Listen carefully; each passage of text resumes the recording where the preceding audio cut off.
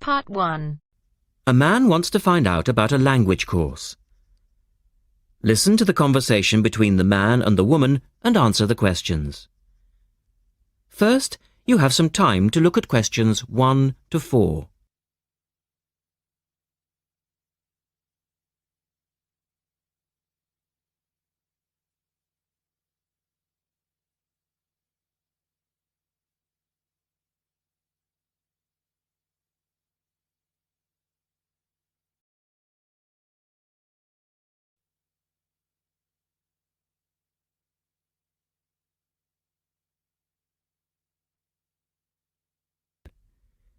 You should answer the questions as you listen, because you will not hear the recording a second time.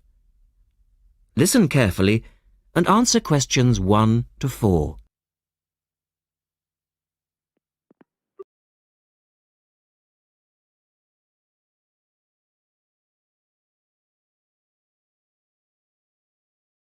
Good morning, University Language Centre. How can I help you? I'm interested in doing a language course. I did Mandarin last year and now I'd like to do Japanese. Can you give me some information about what courses are available at your centre and when they start, that sort of thing? Yes, certainly. Well, we actually offer a number of courses in Japanese at different levels. Are you looking for full-time or part-time? Oh, I couldn't manage full-time as I work every day, but evenings would be fine and certainly preferable to weekends.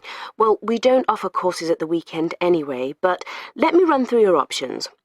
We have a 12-week intensive course, 3 hours, 3 nights a week. That's our crash course, or an 8-month course, 2 nights a week. I think the crash course would suit me best, as I'll be leaving for Japan in 6 months' time. Are you a beginner? Not a complete beginner, no. Well, we offer the courses at 3 levels. Beginners, lower intermediate and upper intermediate, though we don't always run them all. It depends very much on demand. I'd probably be at the lower intermediate level, as I did some Japanese at school, but that was ages ago. Right. Well, the next Level 2 course begins on Monday the 12th of September. There are still some places on that one. Otherwise, you'd have to wait until January or March. No, I'd prefer the next course. The woman asks the man for some details about himself.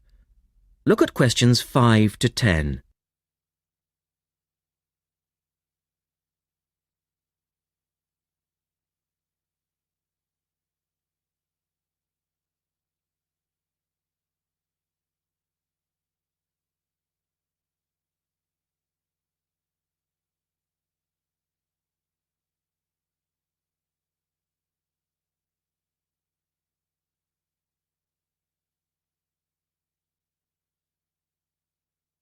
Now listen to their conversation and complete the form.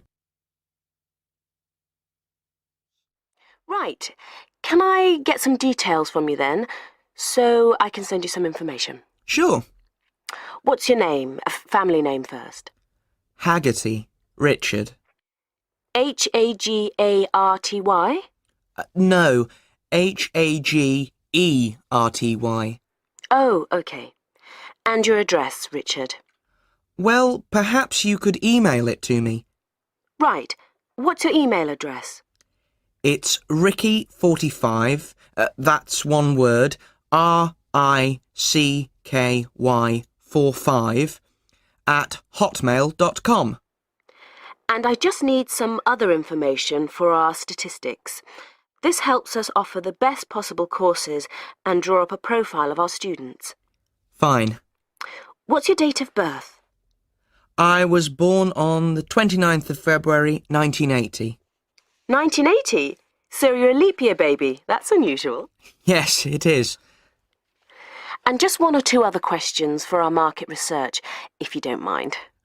No, that's fine. What are your main reasons for studying Japanese? Business, travel, or general interest? My company's sending me to Japan for 2 years. All right, I'll put down business. And do you have any specific needs? Will there be an emphasis on written language? For instance, will you need to know how to write business letters, that sort of thing? No, but I will need to be able to communicate with people on a day-to-day basis. Okay, so I'll put down conversation. Yes, because I already know something about the writing system at an elementary level, and I don't anticipate having to read too much. You said you'd studied some Japanese. Where did you study? 3 years at school, then I gave it up, so I've forgotten a fair bit. You know how it is with languages if you don't have the chance to use them. Yes, but I'm sure it will all come back to you once you get going again.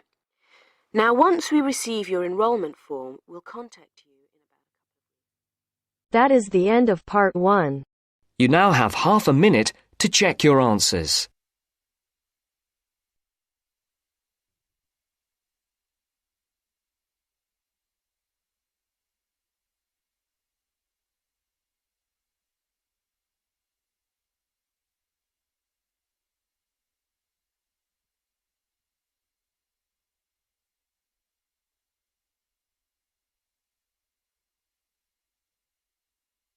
Now turns to part 2. Part 2. You will hear a reporter talking on the radio about an artist's exhibition.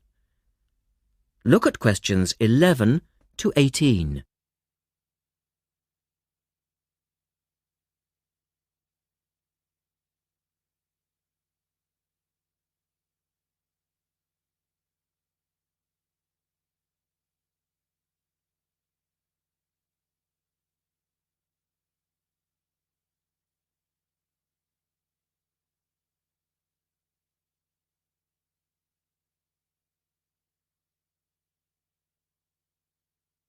As you listen to the first part of the talk, answer questions 11 to 18.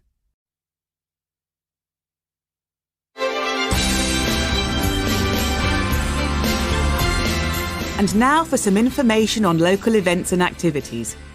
A couple of announcements for art lovers and budding artists alike. First, a new collection of artwork is going on show to the public next month in the form of an artist's exhibition. The exhibition will include many different types of art, over 100 different pieces by 58 artists from the local area. It's being held at the Royal Museum, which, for those of you who are unfamiliar with the area, is located opposite the library in West Street, right on the corner.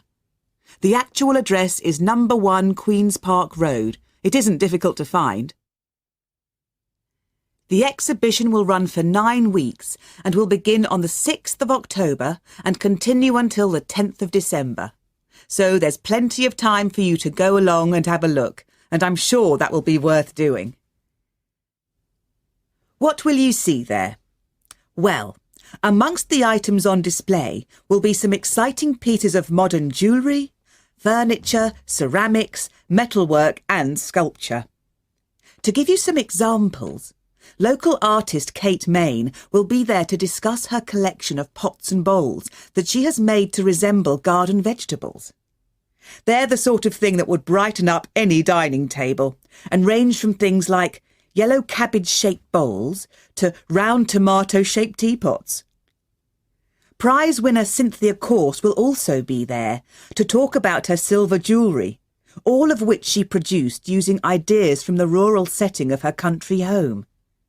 Some of her rings are quite extraordinary and have beautiful coloured stones in them. Or, if you prefer sculpture, there's plenty of that too. Take, for example, Susan Cupp's sculpture of 25 pairs of white paper shoes. It sounds easy, but believe me, it looks incredible. All of these items, along with many others, will be on sale throughout the exhibition period. As part of the exhibition, there will be a series of demonstrations called Face to Face, which will take place every Sunday afternoon during the exhibition, and these will provide an opportunity for you to meet the artists. Now look at questions 19 and 20.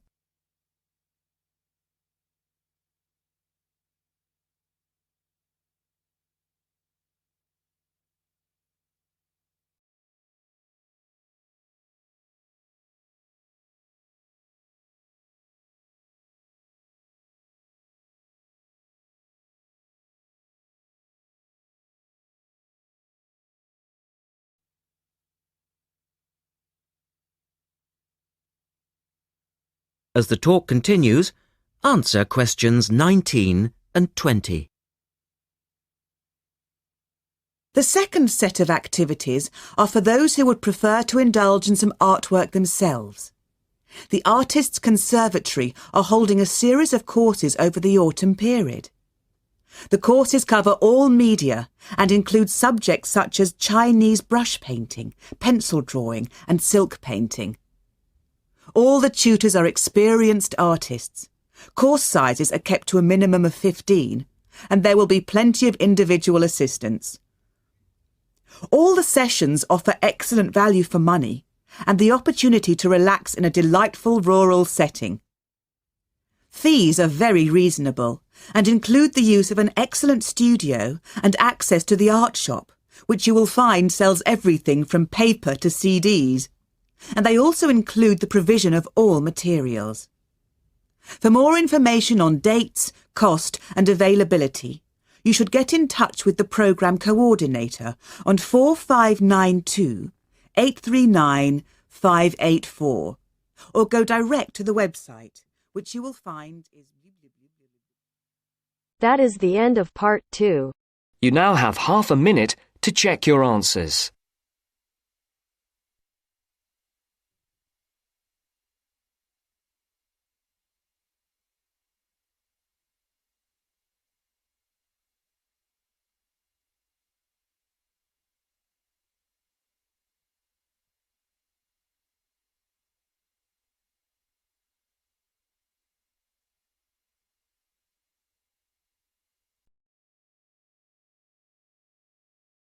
Now turns to part 3. Part 3. You are going to hear a conversation between Anne and Marcia. In the first part of this conversation, they are talking about the commands of training dogs. First, look at questions 21 to 25.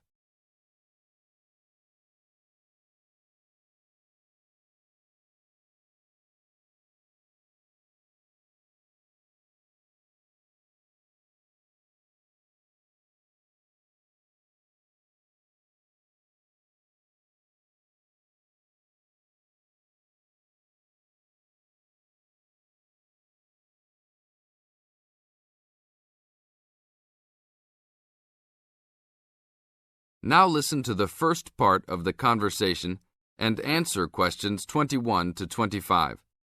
Complete the table showing different commands for different forms of dog training. So that research paper we have to do next, the one about how are different styles of training dogs, how do you think you'll approach writing it? You know, I've been thinking about it. I feel that the best way to write it is to divide the paper into two main parts. In the first part, we'd be analysing some examples of each style of training dogs. Right, what the styles are. After that we can talk about how each style can be used so that the dogs learn something different from each one. Indeed. Maybe we could draw a chart and compare examples of each style of training, one at a time. So the different kinds of training would be simple obedience training. There you would have things like teaching them to sit, stay in one place and so on. Right. So included in here would be simple audio commands like speak. Yes, basic commands are just spoken words, aren't they? And then there would be the more guard-oriented training, where the dogs are trained to know a specific place well. Patrolling and barking are probably the best examples, because most people have seen them in many places, especially in homes. And this would lead us to the attack dog training, which is physical as well as spoken, training the dog to knock someone down, and even biting if they have to. Right, so there's another category as well, sniffing dogs, which make up the searching category. I've read that in the UK, every major airport and government building has these dogs to search for all kinds of dangerous items. In the second part of the conversation, Anne and Marcia talk about all kinds of training and what kind of dogs they are suitable to. Look at questions 26 to 30.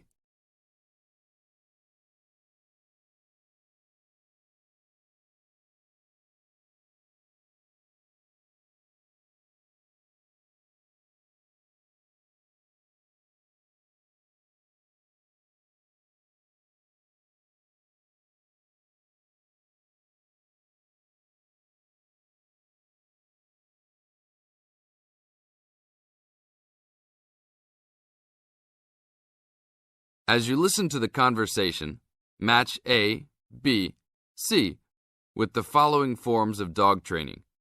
One has been done as an example for you.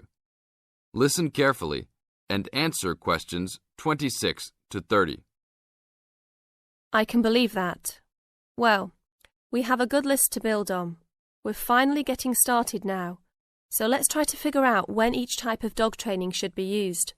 I guess we can start by trying to figure out the best situation for each type of dog training. What do you mean? What I mean is whether each type of training should be used with different kinds of dogs. We could use basic obedience training, for example, and ask whether it's more useful for a small dog, a medium-sized dog, and so on. In this case, I'd say obedience training is best with small dogs, because they tend to get excited easily, and this will help keep them out of trouble. Okay, that makes sense. Then let's look at physical training. Even though some people think it's ideal for every breed of dog, I think it's better suited to the larger kinds. Small dogs usually just aren't smart enough to understand the physical commands, and they can even get hurt from them. The specialised sniffing training is the same. I think they're better with the more intelligent breeds of dogs, and they're hardly ever useful with really small dogs. Attack training, however, can be useful for every kind of large dog, as long as the dog is treated well and given a lot of care and attention. All right, and what about guard training? Barking is an ideal way for small dogs to guard a home. I know they aren't big enough to stop a person, but making some noise is often all a dog needs to do. Other kinds of guard training like biting, though, are different. I'd always plan to teach those to a smart dog, give them a chance to use their brains and defend their homes. I'd have to agree. Trainers often just teach large dogs to bark at a person when they think something isn't right. But if they know how to use physical skills in a bad situation, they could save their owner's life someday. Yes, I suppose that different people would have different needs for their pets. Right, and different trainers would recommend different methods for different breeds. That is the end of part 3. You now have half a minute to check your answers.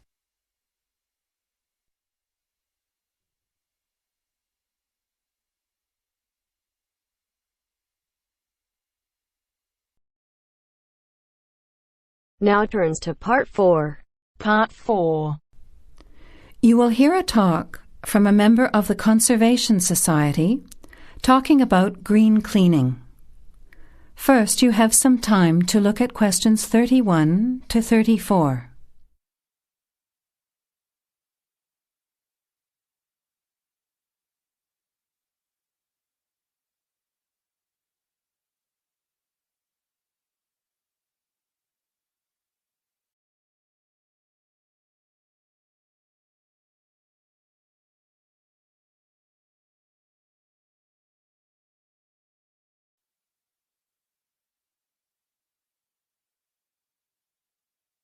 Now, listen carefully to the talk and answer questions 31 to 34.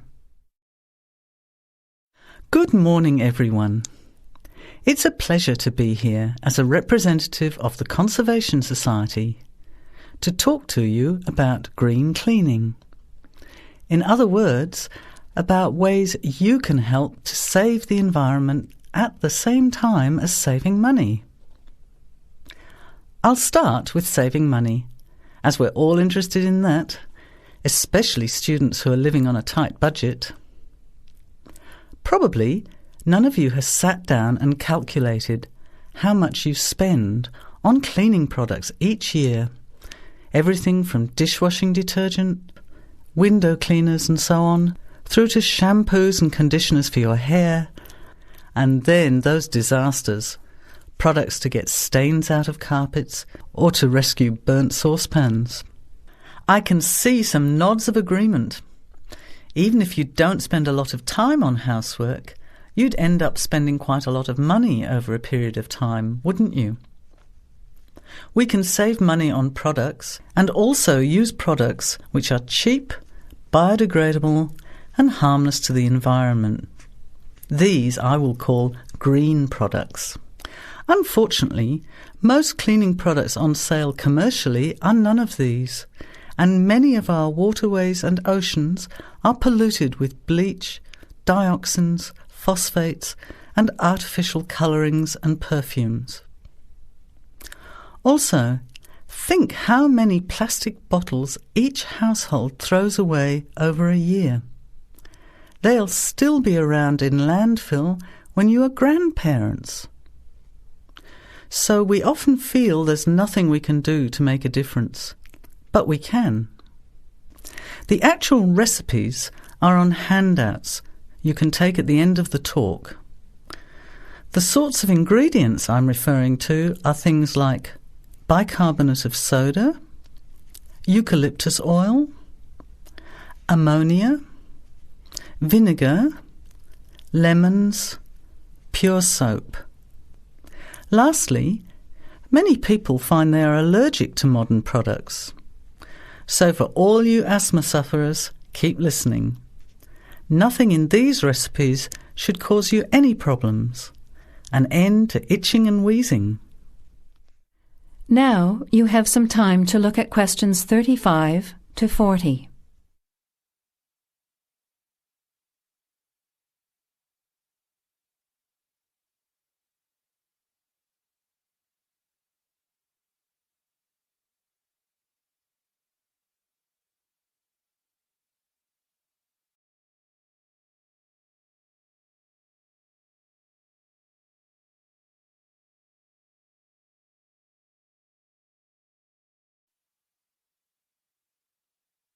Now listen and answer questions 35 to 40.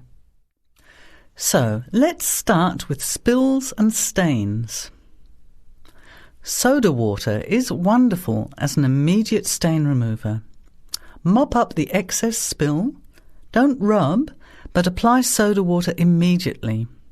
It's great for tea, coffee, wine, beer and milk. As is salt or bicarbonate of soda, which will absorb the stain.